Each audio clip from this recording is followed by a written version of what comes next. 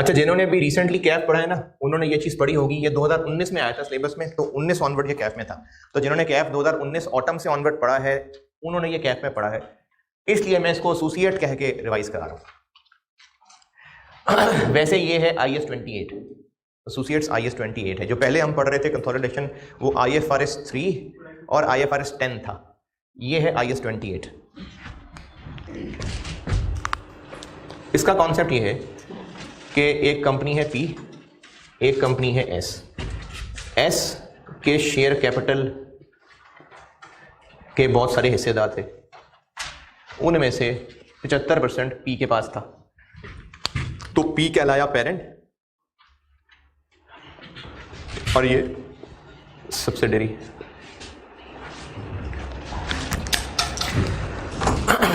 एक कंपनी है A, इसके शेयर कैपिटल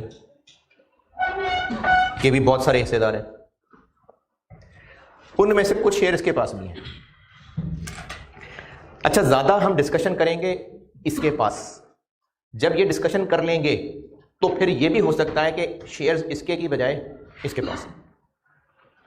ज्यादा डिस्कशन हम इस पे करेंगे कि A के शेयर्स P के पास हैं। सारी एडजस्टमेंट सिखाऊंगा मैं P के एतबार से। जब ये पक्का कर लेंगे, देखूंगा शायद बीच में मुझे मुनासिब लगा तो बीच में बता दूंगा, अदरवाइज इसको पूरा तैयार विद प्रैक्टिस करने के बाद बताऊंगा। इसके शेयर्स अगर इसके पास हैं तो वो पढ़ाने लगा हूं टॉपिक। जब ये पक्का कर लेंगे तो ये भी हो सकता है कि इसके शेयर्स इसकी बजाय एस के पास हैं, ये भी हो सकता है, लेकिन पहले डिस्कशन हम P के हिसाब से कर रहे होंगे। इसके शेयर्स इसके पास लेट से 30% है, इसका इस पे कंट्रोल है? कंट्रोल नहीं है। कंट्रोल कब होता? अगर 50 से ज्यादा होता तो। लेकिन ये इसके बोर्ड ऑफ डायरेक्टर्स में डायरेक्टर्स अपॉइंट कर सकता है और वो डायरेक्टर्स उछल कूद कर सकते हैं। जब मीटिंग हो रही होगी ना तो शोर डाल लेंगे वो, बेशक कंट्रोल नहीं हो, अपोजिशन होती जैसे, तो ये इसको कंट्रोल तो नहीं कर रहा होगा, लेकिन इसकी डिसीजन मेकिंग में ये शोर डाल लेगा। उस शोर डालने को अंग्रेजी में कहते हैं सिग्निफिकेंट इन्फ्लुएंस।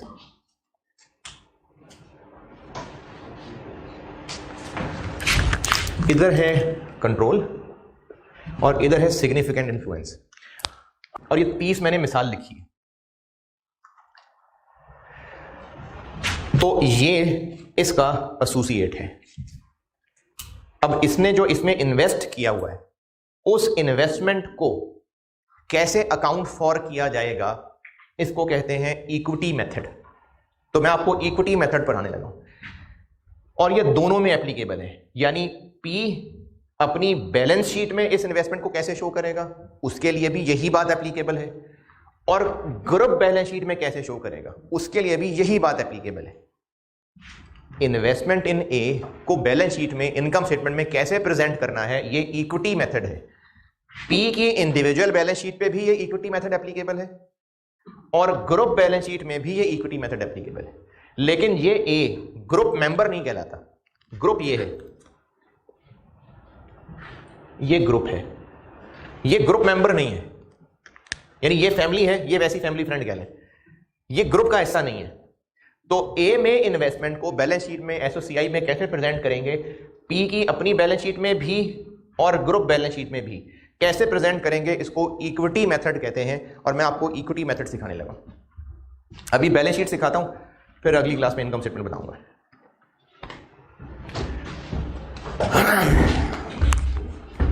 अगर ये नोट करना है तो करें फिर मैं। ठीक, जिस तरह एसओएफपी 5-6 एग्जाम्पल से बताई थी, एसओसीआई एक ही एग्जाम्पल से बताई थी, तो एसोसिएट इक्विटी मेथड की एसओएफपी एक ही मिसाल से काफ़ी है। फिर वो बेस बना के उसमें एडजस्टमेंट्स डाल दूंगा। 30% पीरियड के बाद तो 30% सब्सिडी के बाद 30 उसके और 30 इसके, वो तो सब्सिडी बन जाएगी। वो कॉम्प्लेक्स ग्रुप में करेंगे बात इस पर। और अगली क्लास में मैं आपको जॉइंट अरेंजमेंट पढ़ाऊंगा, अगली क्लास में या शायद उससे अगली क्लास में।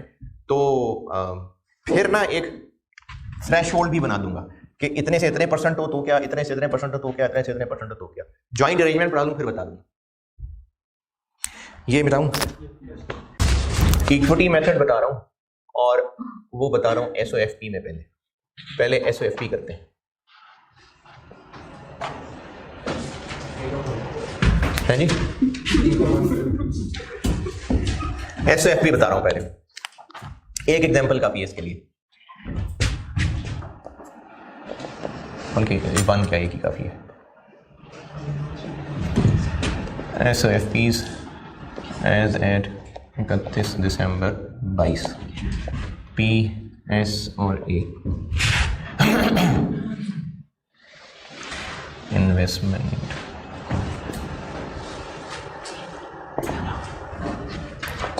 in S and A others or other assets.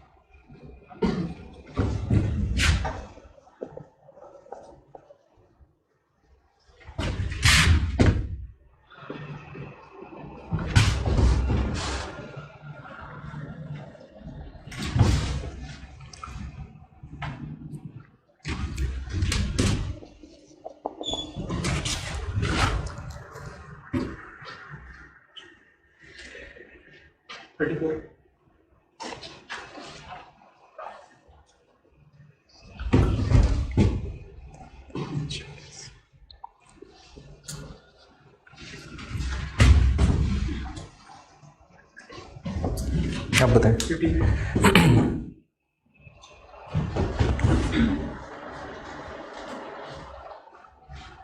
4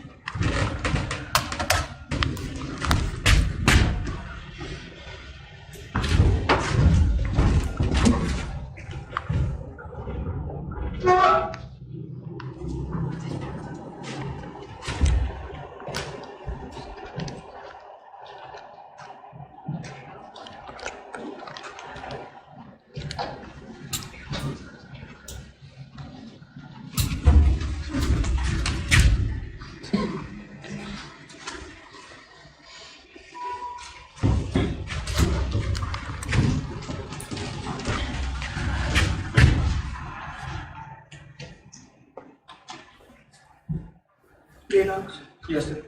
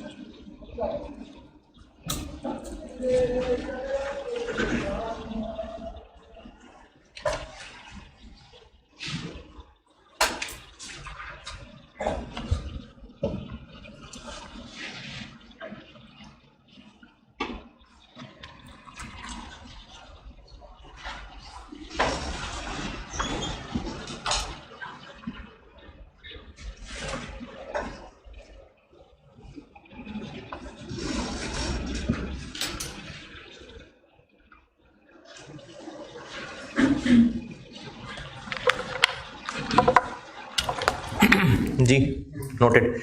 और एक पॉइंट और लिख लें कि एक्विजिशन डेट पे जो एस में एनसीआई है उसकी फेयर वैल्यू 18 रुपये पर शेयर थी।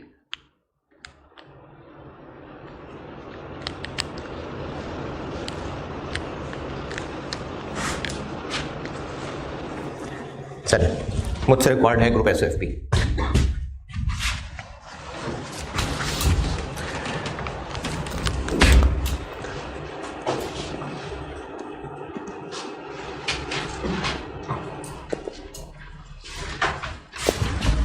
Investment 61,000, fair value of NCI.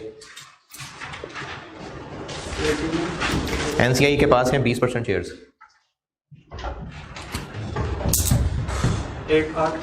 800 into 18, 3200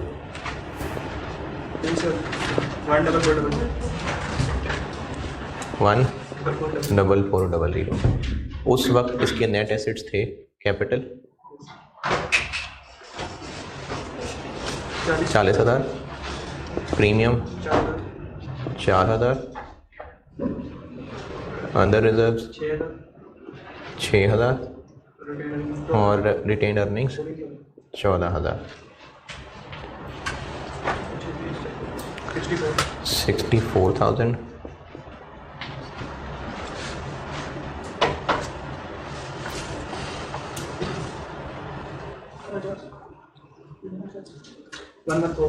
11400।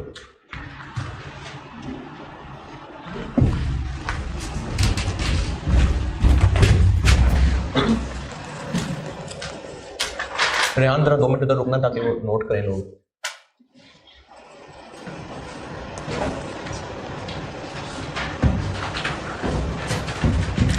इधर एक कॉलम बनाऊंगा बाद में। और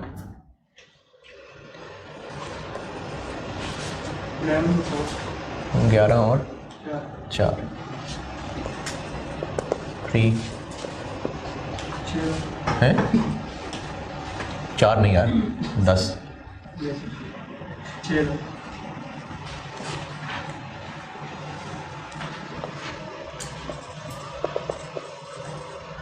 4,000 का 3200। अभी टोटल नहीं कर रहा इसका।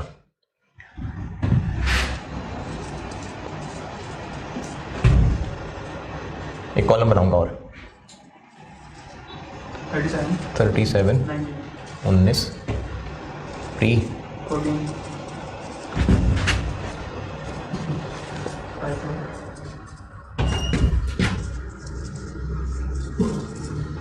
5,000 का 84,000।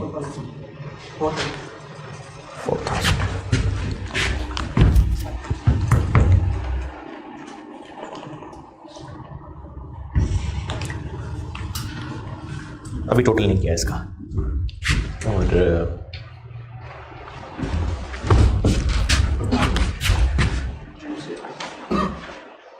एनसीआई 14,400,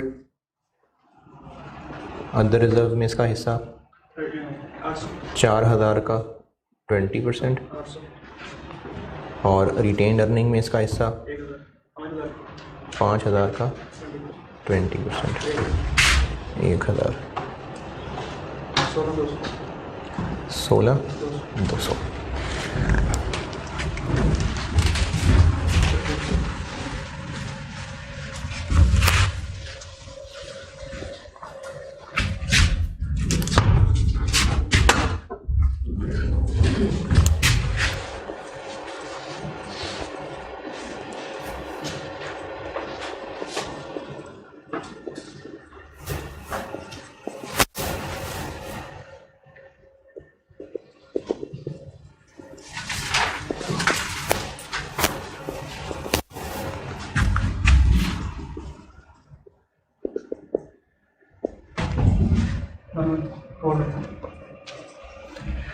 एक लाइन छोड़ी उधर मैंने।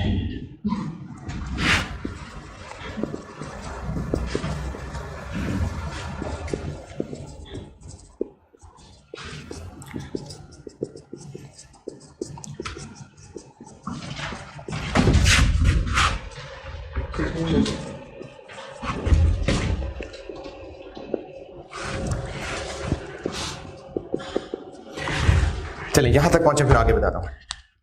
अब इसको देखो यार, ये कवर कर लिया, वो भी देखो, वो कवर नहीं किया तो।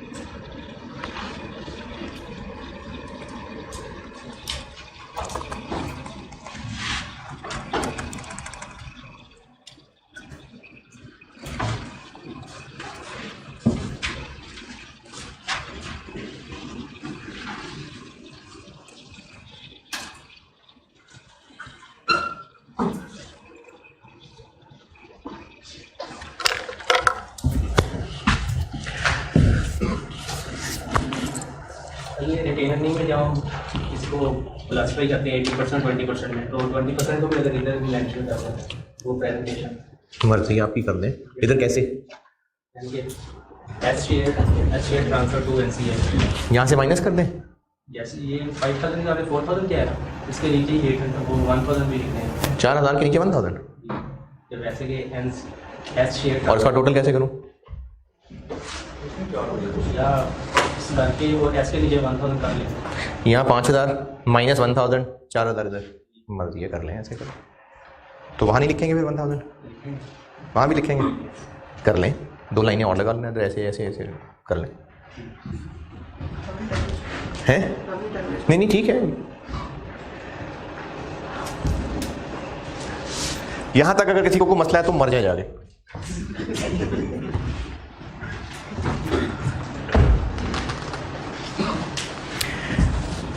ये जो एनसीआई है, बल्कि इससे पहले 70 प्लस 80 प्लस 50, इसको क्यों कंसोलिडेट कर रहे होते हैं? क्योंकि इसके एसेट्स पे हमारी मर्जी चल रही है, कंट्रोल चल रहा है, हमारी मर्जी के किताबें हैं, ये भी हमारी मर्जी की किताबें, ये भी हमारी मर्जी की किताबें, इसलिए इनको मिलाते हैं। इन पे हमारी मर्जी नहीं चल रही, इसलिए इनको कंसोलिडेट नहीं करेंगे। तो एसेट्स लायबिलिटीज एसोसिएट के कंसोलिडेट नहीं होंगे। 150 13,000। हाँ, जो एसोसिएट में इन्वेस्टमेंट की हुई है वो एक एसेट के तौर पे आएगा, इन्वेस्टमेंट इन एसोसिएट। लेकिन ये क्या होगा वो वर्किंग सिखाता हूं, ये चीजें जो मैं सिखा रहा हूं। कैपिटल सिर्फ पेरेंट का 60, प्रीमियम सिर्फ पेरेंट का 6000, liabilities P plus S bus 51,000। ए कंसोलिडेट नहीं होना, ठीक है, ए नहीं होना कंसोलिडेट, क्योंकि उसकी एसेट्स लायबिलिटीज पे कंट्रोल नहीं है, तो ए कंसोलिडेट नहीं होना। लेकिन इक्विटी मेथड का कॉन्सेप्ट ये क्या है वो समझिए। हम ग्रुप बैलेंस शीट बना रहे हैं और उस ग्रुप बैलेंस शीट में एसेट्स सारे के सारे कंसोलिडेट हो रहे हैं। पी और एस की बात कर रहा हूं सिर्फ। ग्रुप बैलेंस शीट में पी और एस के एसेट्स सारे कंसोलिडेट हो रहे हैं, पी और एस की लायबिलिटी सारी कंसोलिडेट हो रही हैं। एनसीआई की लाइन का क्या मकसद, क्या इंटरप्रिटेशन है कि एस की इक्विटी में एनसीआई का कितना हिस्सा है। वो एनसीआई एस को कंट्रोल तो नहीं कर रहे, लेकिन उनका एस की इक्विटी में हिस्सा है। तो एनसीआई की एस की इक्विटी में क्या हिस्सा है उसको हमने एक सिंगल वैल्यू देके यहां एक लाइन आइटम बना दिया। एनसीआई वो हैं जो एस की इक्विटी में ओनर्स हैं, कंट्रोल नहीं है, नॉन कंट्रोलिंग, लेकिन उनका इक्विटी में हिस्सा है, उसको यहां पर हमने लाइन आइटम शो किया। अच्छा, ये कैलकुलेट कैसे की? उस वक्त एनसीआई की क्या वैल्यू थी, उस वक्त यानी एक्विजिशन डेट पे एनसीआई की क्या वैल्यू थी, और फेयर वैल्यू ऑफ एनसीआई को समझने के लिए सिर्फ ऐसे कह लें कि अगर उस वक्त बाकी 20% शेयर्स भी कोई बेचता तो कितने के खरीदते, ये वो है। उसके बाद क्या ऐड हुआ, उसके बाद से जो एस ने कमाया उसमें 20%।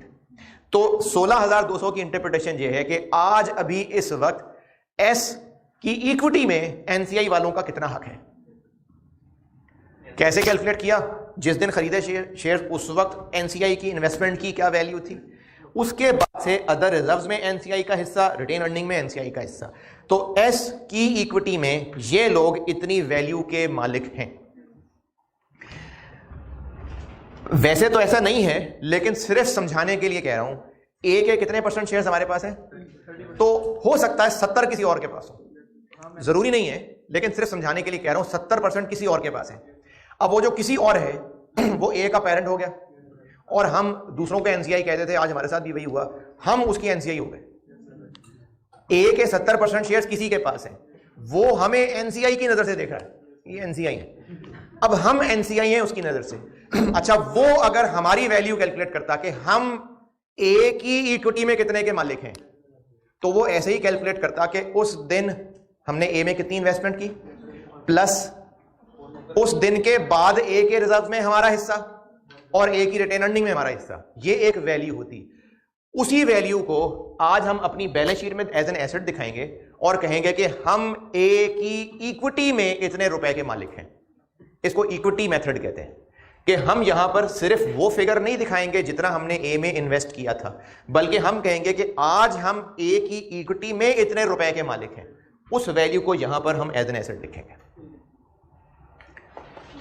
अच्छा, निकलेगी कैसे, जब खरीदे थे तो कितने के खरीदे थे, फिर मजीद प्लस कर दें क्या, अदर रिजर्व में हमारा हिस्सा और उसकी रिटेन अर्निंग में हमारा हिस्सा। और बैलेंस शीट टैली करने के लिए अब हम करेंगे ये,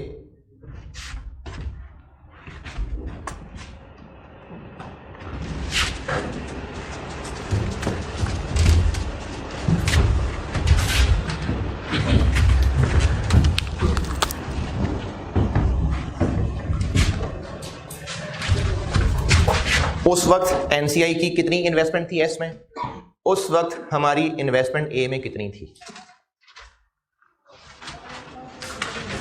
14,000। उसके बाद अदर रिजर्व में और रिटेन अर्निंग में एनसीआई का कितना हिस्सा, इस दिन के बाद ए के अदर रिजर्व्स और ए की रिटेन अर्निंग में हमारा कितना हिस्सा, उसको इसमें भी ऐड करेंगे। और बैलेंस शीट है तो उसका दूसरा इफेक्ट भी होगा। तो इन्वेस्टमेंट में ऐड कर रहे हैं कि हमारा ए पे इतना हक है, ए के अदर रिजर्व में हमारा हिस्सा है, ए की रिटेन अर्निंग में हमारा हिस्सा है, तो वो हमारा हिस्सा ही है, तो हम साथ मिला के दिखाएं ना फिर। तो जो ए के अदर रिजर्व में हमारा हिस्सा वो यहां भी ऐड और यहां भी ऐड, और ए की रिटेन अर्निंग में हमारा हिस्सा यहां भी ऐड और यहां भी ऐड। ये इक्विटी मेथड है। तो साथ बना लेंगे ए का कॉलम, ए के आज अदर रिजर्व्स कितने हैं, 7, रिटेन अर्निंग 16, और उस वक्त जब ए को खरीदा था तो कितने थे,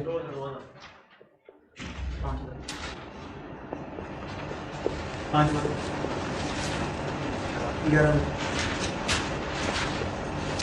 इस 5 में हमारा हिस्सा 30%, 1500 यहां ऐड और यहां ऐड।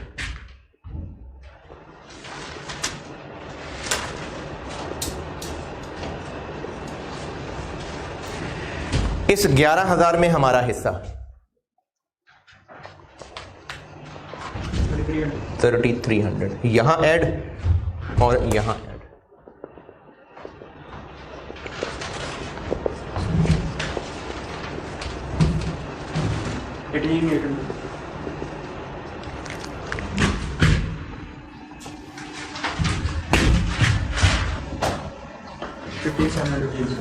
पंद्रह 700 4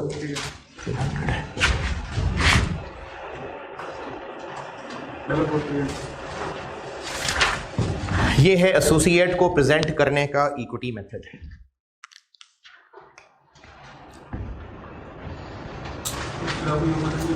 है नहीं, यानी कंपनी को इजाज़त है कि चाहे वो अपनी बैलेंस शीट में IFRS 9 फॉलो कर ले, कॉस्ट पे शो कर दे, और ग्रुप बैलेंस शीट में तो ऐसे ही करना है। यानी ग्रुप बैलेंस शीट के लिए इक्विटी मेथड ही है। इंडिविजुअल बैलेंस शीट में इजाज़त होती है कि नहीं लगाना इक्विटी मेथड ना लगाए, IFRS 9 लगा ले।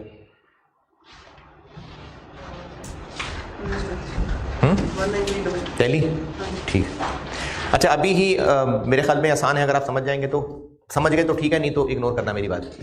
अगर ये 30% शेयर्स एस के पास होते, पी नहीं एस के पास होते, तो भी ये ऐसे ही होता, यहां पर 18,800 ही आता, ये 1500 इस कॉलम की बजाय एस के कॉलम में ऐड कर देते, फिर उसके टोटल पे 80 लगा के यहां लाते।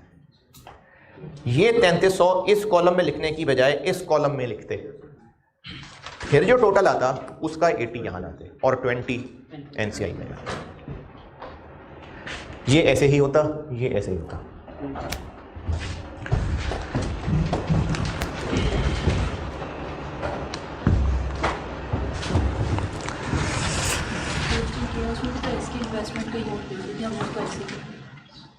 एस की इन्वेस्टमेंट कहीं और थी, वो तो कहीं और थी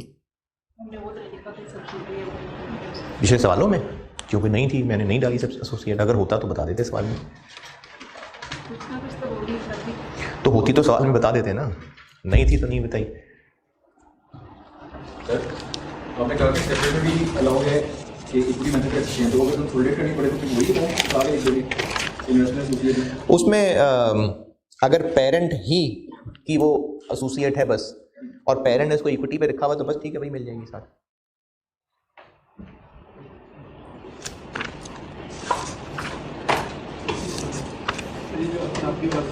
जी पहले कब अभी इससे पहले जो कंसोलिडेशन कर रहे थे, तो तब तक मैंने पढ़ाई नहीं थी एसोसिएट। तब कहीं अदर इन्वेस्टमेंट थी तो वो एसोसिएट में नहीं थी, कहीं किसी का 2% खरीदे होंगे, किसी के 3% खरीदे होंगे, तो एसोसिएट तब पढ़ाई नहीं थी, था ही पहले से।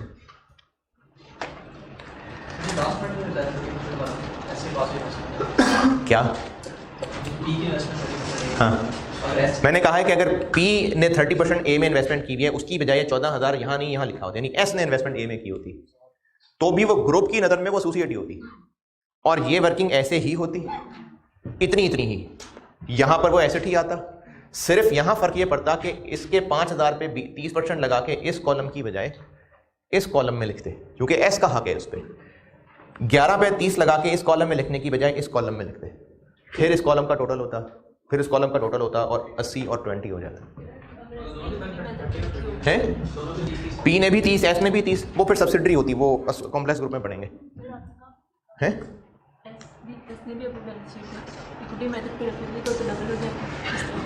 नहीं, फिर उसकी बैलेंस शीट ही उठा लेंगे ना, और सवालों में नहीं रखा होगा, मतलब अगर आपको ये टेस्ट हो रहा है तो उसने ऑलरेडी नहीं किया हुआ, तभी आपका टेस्ट हो रहा है।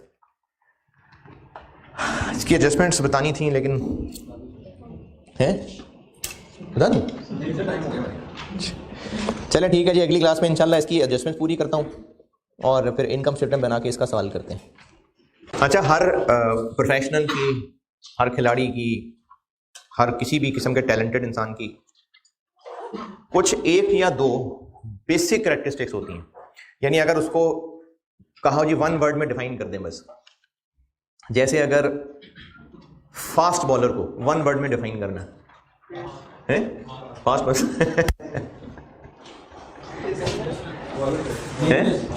Dangerous, aggressive. अच्छा, वैसे ही किसी खिलाड़ी को, मतलब अच्छा खिलाड़ी की कैरेक्टरिस्टिक की, उसकी की कैरेक्टरिस्टिक की क्वालिटी कहने चले हैं, वो कैरेक्टर नहीं, सिर्फ कोई भी खिलाड़ी टॉप का खिलाड़ी है, उसमें क्या क्वालिटी, टॉप क्वालिटी होगी कि वो टॉप का खिलाड़ी बन सकता है। फिटनेस भी कह सकते हैं, हार्ड वर्क कह सकते हैं, हार्ड वर्क कह सकते हैं, टैलेंट। अच्छा चले ठीक है, अच्छा हो सकता है ना, जो मतलब आप कोई भी बेसिक क्वालिटी अगर रखें, सबसे जरूरी क्वालिटी, तो स्पोर्ट्समैन के लिए सबसे बेसिक क्वालिटी हार्ड वर्क होती है। हाँ जी, अच्छा इसी तरह अच्छा चार्टर्ड अकाउंटेंट, नहीं क्वालिटी कह रहा हूँ, हैं अच्छा, चार्टर्ड अकाउंटेंट, ईमानदारी, प्रोफेशनल होना चाहिए, जो प्रोफेशन से रिलेटेड हो।